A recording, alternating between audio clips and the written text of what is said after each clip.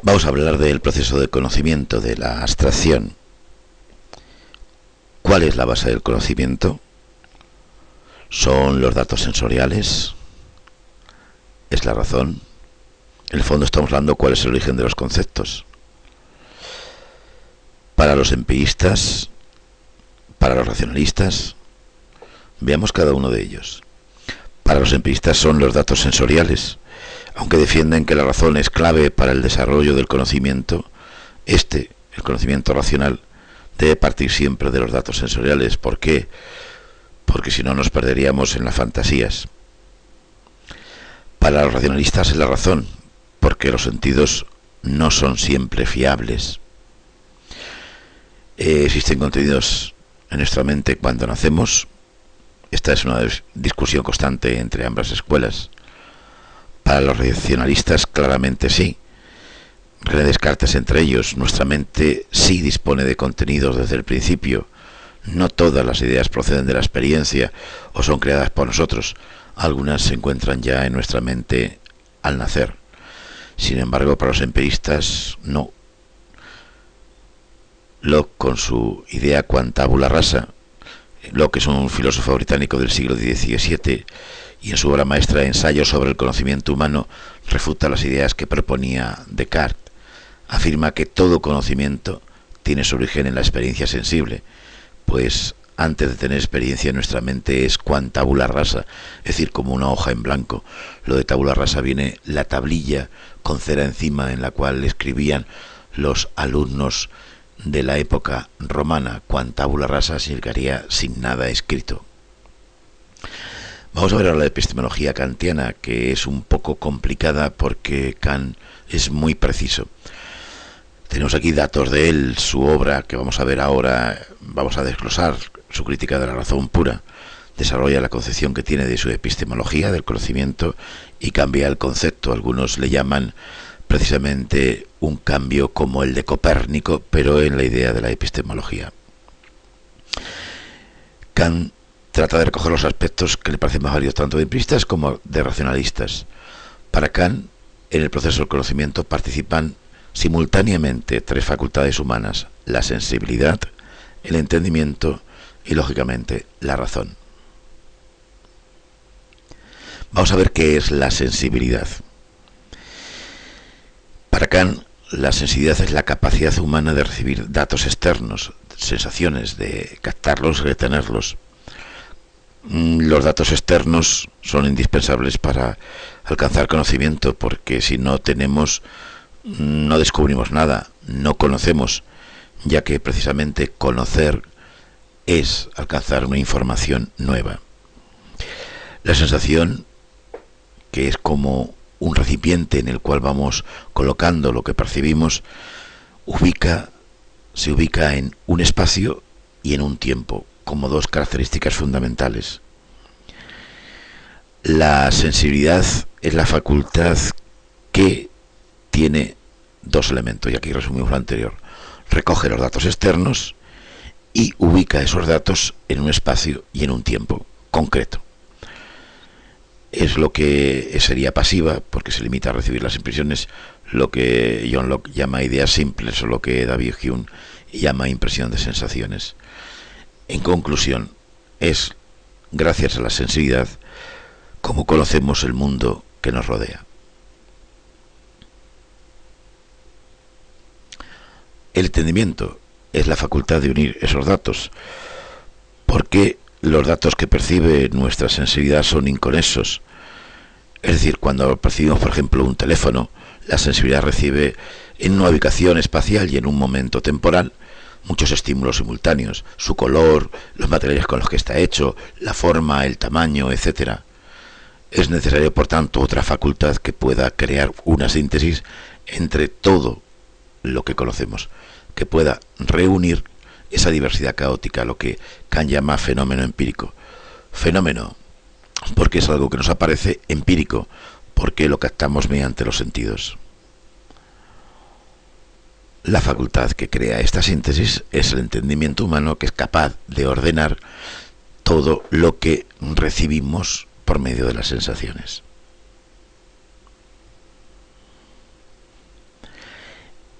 Este entendimiento crea la síntesis gracias a las categorías. Las categorías son estructuras innatas, no aprendidas, son conceptos predeterminados o a priori, como lo llama Kant, que tenemos desde que nacemos y que compartimos con todos los seres humanos. Por eso son innatas desde el nacimiento, porque no han sido aprendidas, como si ocurre con otros conceptos como el de perro, teléfono o cualquier otro, que son conceptos que Kant llama a posteriori. Nos estructura la información que recibimos de los sentidos. Son como 12 cajas, como 12 apartados de una estantería que nos permiten estructurar la información junto con el espacio y el tiempo. No sé si estos dibujos os puede servir para entender lo que Kant quiere decir. Aquí tenéis un ejemplo de lo que serían las categorías. La columna de la derecha, lo que llama él también conceptos puros cuando habla la clasificación de los juicios y conceptos. Si queréis, aquí sería como sería el casco pensante de Kant. Si veis, en la parte de arriba aquí está el espacio y el tiempo, y esto de aquí serían las distintas categorías que están apartados como me lo he visto en el esquema anterior.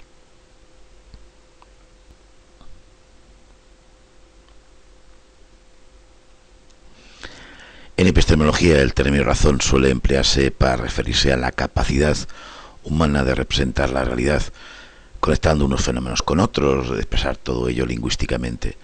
En Kant tiene un sentido más estricto, tiene otro sentido. Si la sensibilidad sitúa todo lo que nos llega en un espacio, en un tiempo, si el entendimiento los estructura gracias a una categoría, para Kant la razón es la que nos induce a preguntarnos el porqué de las cosas de manera constante. Esta cadena de porqués tiende a hacerse infinita. Nuestra razón no puede pensar la infinitud, por eso se generan las ideas metafísicas, porque cada respuesta que encontramos la razón nos lleva a preguntarnos nuevamente cuál es la explicación de esa causa que hemos encontrado. Por eso necesitamos estas ideas metafísicas que recurrimos sin ser origen de la experiencia y recurrimos para explicar la realidad. La razón, como he dicho, para Kant siempre pregunta por la causa de la causa encontrada. Coloquialmente podríamos decir que siempre va hacia atrás buscando los primeros principios o las ideas metafísicas que la razón tiene necesidad de responder. Pero, ¿cuáles son esas ideas metafísicas? Kant considera tres. Soy libre, en sentido si existe la libertad o si por el contrario estamos predeterminados a hacer lo que hacemos. ¿Qué sentido tiene el mundo? ¿Cuál es mi futuro tras la muerte? Se refiere al mundo en su totalidad, a una explicación total que dé pleno sentido al mundo sin cabos sueltos. ¿Existe Dios? Es decir, ¿existe una entidad suprema y última que haya creado el mundo acorde con un sentido? Con la teleología, con la finalidad que dice la segunda pregunta, sentido del mundo, o con la moral que busca la primera pregunta, la de si soy libre o no. ¿Qué dificultades tiene la razón según la epistemología kantiana, según dice Kant? Pues que aunque la razón construye las ideas metafísicas, hay dos problemas. Bueno, sería el mismo, que no puede demostrarlas. ¿Por qué? Porque las categorías del entendimiento que sitúan en el espacio y en el tiempo no valen para las categorías metafísicas, porque están fuera del espacio y del tiempo, están fuera de nuestra sensibilidad. De hecho, las categorías no trabajan adecuadamente con las ideas metafísicas. Se puede demostrar una cosa como lo contrario, se puede demostrar que Dios existe y que Dios no existe. Por tanto, no puede haber conocimiento sobre las entidades metafísicas porque la razón no puede negar ni afirmar su existencia, aunque realmente es inevitable pensar en ellas cuando nos planteamos las preguntas fundamentales. ¿A qué se llama el giro copernicano de la epistemología kantiana? Al cambio de paradigma o al cambio de cómo conocemos. Para Kant el objeto se conoce porque se ajusta a nuestras leyes.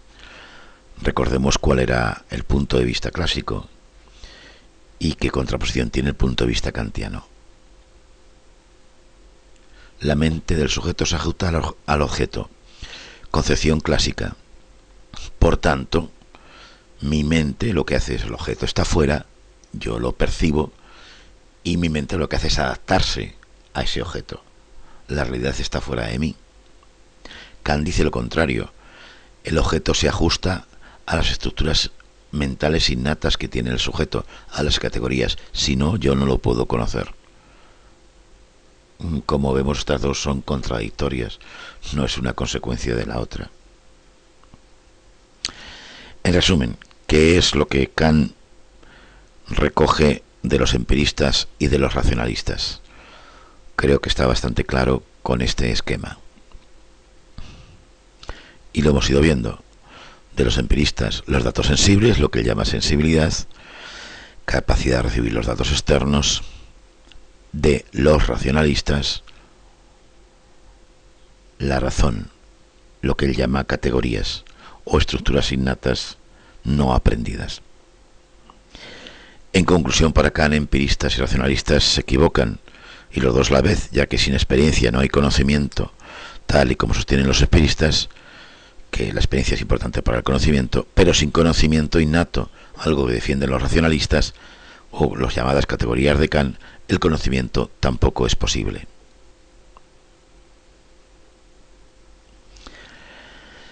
Un esquema de todo lo que hemos visto que defiende Kant en su crítica de la razón pura, como ya hemos dicho. Vemos las facultades, empezando por abajo: sensibilidad, entendimiento, razón. Los elementos trascendentales de estas son las dos formas de intuición, espacio y tiempo, las 12 categorías, las 3 ideas o preguntas fundamentales, trascendentales, y luego a la izquierda tenemos las disciplinas, las que estudian este aspecto. Todo esto lo escribe Kant para responder a la pregunta ¿qué puedo conocer?, en su obra Crítica de la razón pura, como dijimos. Hasta luego.